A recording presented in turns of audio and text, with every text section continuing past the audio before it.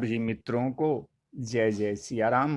भगवान विष्णु की कृपा हमारे सभी मित्रों पर बनी रहे, यही हमारी शुभकामना है, यही हमारी मंगल कामना है।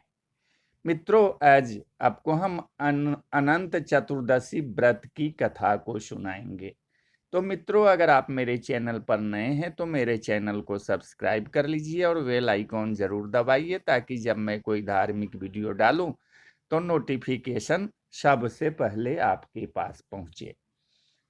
तो आइए अब अनंत चतुर्दशी व्रत की कथा को सुनिए। पौराणिक युग में सुमंत नाम का एक ब्राह्मण था, जो बहुत विद्वान था। उसकी पत्नी भी धार्मिक स्त्री थी, जिसका नाम दीक्षा था। सुमंत और दीक्षा की एक संस्कारी पुत्री थी, जिसका नाम सुशीला था। सुशीला के बड़े होते होते उसकी मां दीक्षा का स्वर्गवास हो गया। सुशीला छोटी थी, उसकी परवरिश को ध्यान में रखते हुए सुमंत ने कर्कशा नामक स्त्री से दूसरा विवाह किया। कर्कशा का व्यवहार सुशीला के साथ अच्छा नहीं था, लेकिन सुशीला में उसकी मां दीक्षा के गुण थे। वो अपने नाम के समान ही सुशील और धार्मिक प्रवृत्ति की थी। कुछ समय बाद जब सुशीला विवाह योग्य हुई तो उसका विवाह कौंडिन्य ऋषि के साथ किया गया। कौंडिन्य ऋषि और सुशीला अपने माता पिता के साथ उसी आश्रम में रहने लगे। माता कर्कशा का स्वभाव अच्छा न होने के कारण सुशीला और उनके पति कौंडिन्य को आश्रम छोड़कर जाना पड़ा।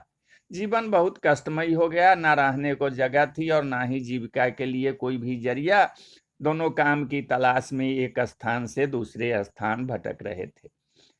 तभी वे दोनों एक नदी तट पर पहुंचे, जहां रात्रि का विश्राम किया। उसी दौरान सुशीला ने देखा कि वहां कई स्त्रियां सुंदर सजकर पूजा कर रही थी और एक दूसरे को रक्षा सूत्र बांध रही थी। सुशीला ने उसने उस व्रत का महत्व पूछा। वे सभी अनंत देव की पूजा कर रही थी और उनका रक्षा सूत्र, जिसे अनंत सूत्र कहते हैं, वे एक दूसरे को बांध रही थी, जिसके प्रभाव से सभी कष्ट दूर होते हैं और व्यक्ति की मन की इच्छा पूरी होती है। सुशीला ने व्रत का पूरा विधान सुनकर उसका पालन किया और विधि विधान से पूजन कर अपने हाथ में अनंत सूत्र धारण किया और अनंत देव से अपने पति के सभी कष्ट दूर करने की प्रार्थना की। समय बीतने लगा। ऋषि कौंडिन्य और सुशीला का जीवन सुधरने लगा। अनंत देव की कृपा से धन धान्य की कोई कमी नहीं थी।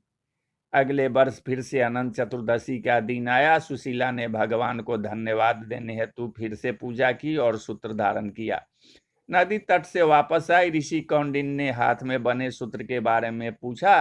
तब सुशीला ने पूरी बात बताई और कहा कि यह सभी सुख भगवान अनंत के कारण ही मिले हैं। यह सुनकर ऋषि को क्रोध आ गया। उन्हें लगा कि उनकी मेहनत के श्रेय भगवान को दे दिया और उन्होंने धागे को तोड़ दिया।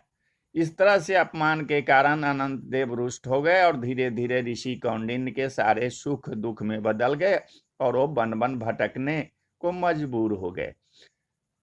तब उन्हें एक प्रतापी ऋषि मिले, जिसने उन्हें बताया कि यह सब भगवान के अपमान के कारण हुआ है। तब ऋषि कौंडिन्य को उनके पाप का आभास हुआ और उन्होंने विधि विधान से अपने पत्नी के साथ अनंत देव का पूजन एवं व्रत किया। यह व्रत उन्होंने कई वर्षों तक किया, जिसके 14 वर्ष बाद अनंत देव प्रसन्न हुए और उन्होंने ऋषि कौंडिन्य को क्षमा कर उन्हें दर्शन दिए, जिसके फलस्वरूप ऋषि और उनकी पत्नी के जीवन में सुखों ने पुनः स्थान बनाया। अनंत चतुर्दशी व्रत की कहानी भगवान कृष्ण ने पांडवों से भी कही थी, जिसके कारण पांडवों ने अपने वनवास में प्रतिवर्ष इस व्रत का पालन किया था, जिसके कारण से उनकी विजय हुई थी। अनंत चतुर्दशी का पालन राजा हरिश्चंद्र ने भी किया था, जिसके बाद उनसे प्रसन्न होकर उन्हें अपना राजपाट वापस मिला था।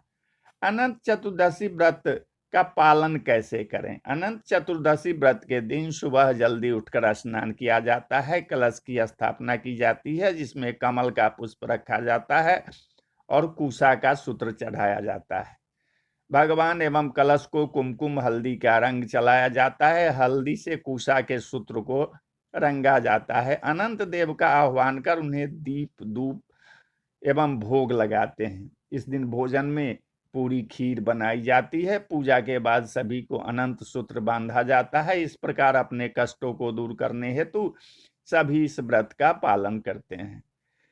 अनंत चतुर्दशी के दिन गणेश विसर्जन भी होता है। गणेश चतुर्थी और विनायक चतुर्थी के दिन गणेश जी को 10 दिनों तक घर में स्थापित कर इस दिन उन्हें विदाई की जाती है। जय श्री हरि विष्णु, जय श्री हरि विष्णु।